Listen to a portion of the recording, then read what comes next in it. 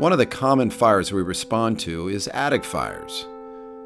Let's take a look at how attics are constructed and how best to put them out.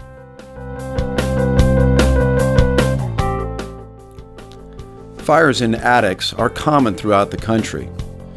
In 2011, the U.S. Fire Administration published a paper titled Attic Fires in Residential Buildings. The paper indicates that there is an uptick in attic fires in June and July and December and January of each year.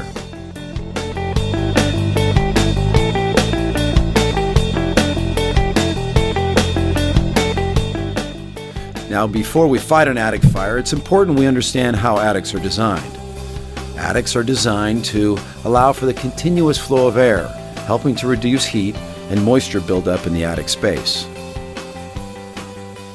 Air is drawn in from the bottom and exits through the top.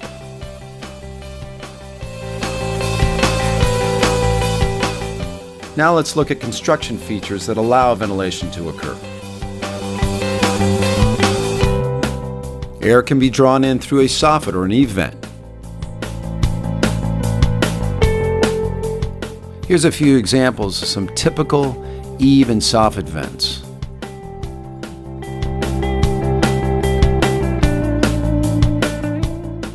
Now that the air is inside the attic, let's look at a few different types of exhaust vents. These vents are typically found near the ridgeline.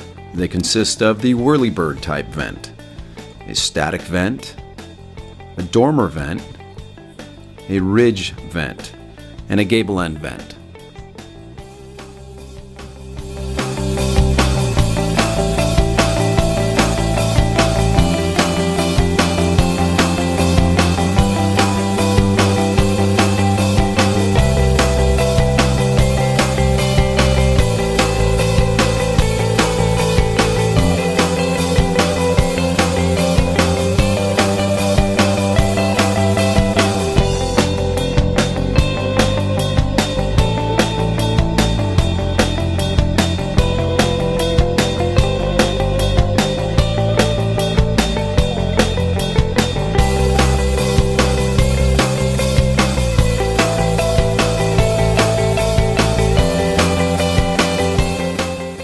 Now that we understand how attics are vented, let's take a look at how fires behave in attic spaces.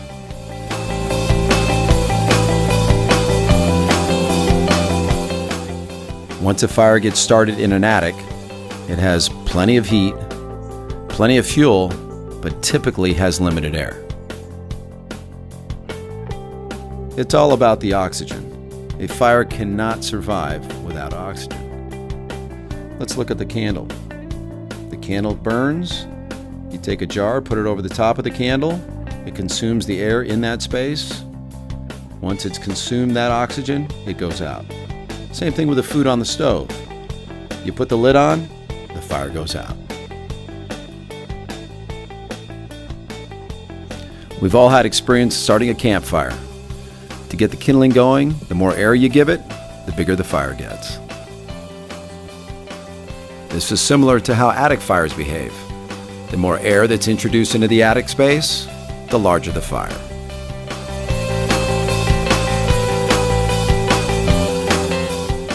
Here's a typical attic fire in a Southern California home. This is a hip-style roof, and you got the fire that's burning inside the attic space. You can see the smoke coming from the attic vents. If you look closely at the doors and the windows, you see that it's clear inside. This is an indication that the fire is indeed in the attic.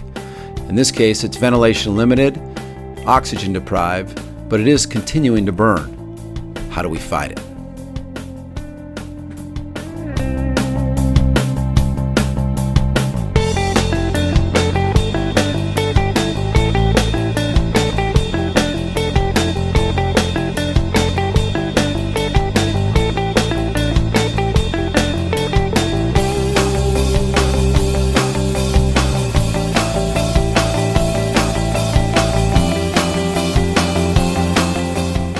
The tactic you use to extinguish the fire in the attic is best determined by the construction features and how fast you can get that water into the attic space. Let's look at a few different types of tactics.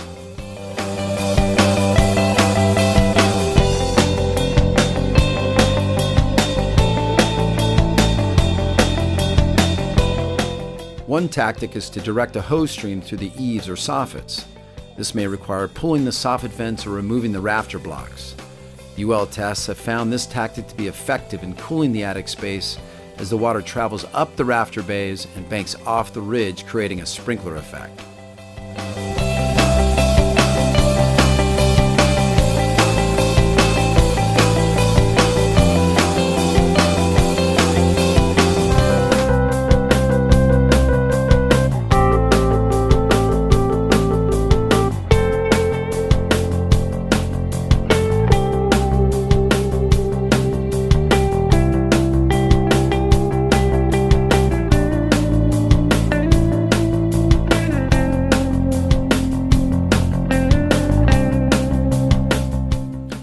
This video shows how this attack effectively distributes water into the attic.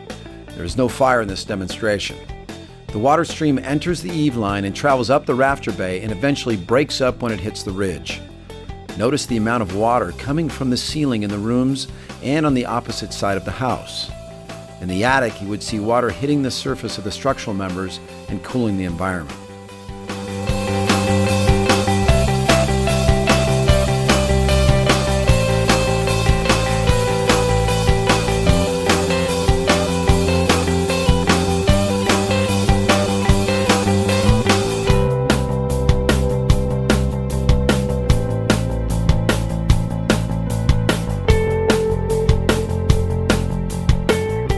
Gable roofs typically have gable end vents.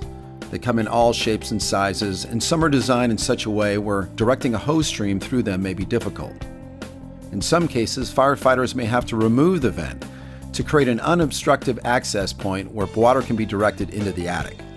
This tactic is effective if the vent is near the seat of the fire, but less so if the fire is further away.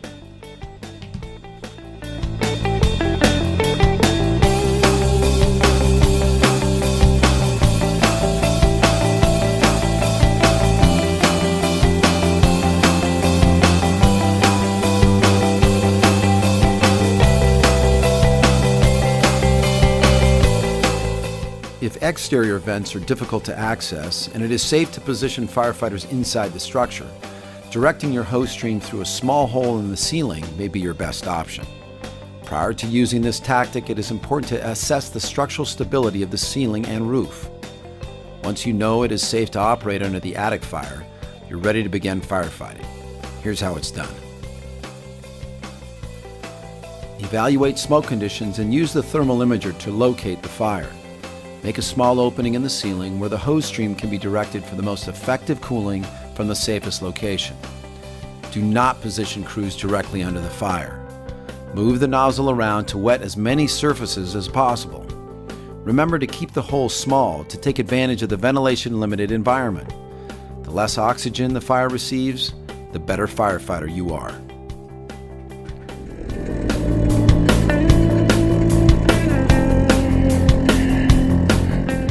Attic firefighting is about keeping the fire ventilation limited and introducing water into the attic to cool the environment after the utilities have been disabled. Using the enclosed underventilated space to your advantage gives you time to preserve property by performing aggressive salvage operations.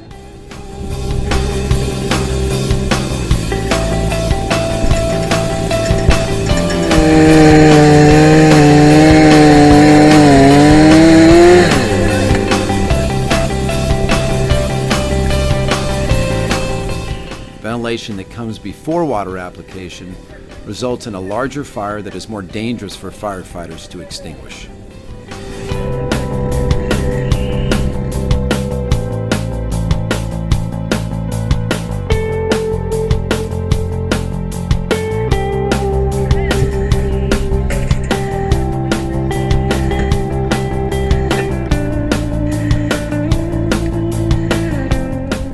Attic fires put our customers' property at risk. Our job is to save their property and limit structural damage. This can only be achieved if we select the best tactics to get the job done. For the month of December, pre-plan attics when you're out in your district. Identify the types of vents and where you can direct a hose stream. What types of roof vents do you see? Is there ample venting? Will horizontal and/or vertical ventilation be necessary when the fire is extinguished? The more roofs you pre-plan, the better prepared you and your crew will be for that next attic fire.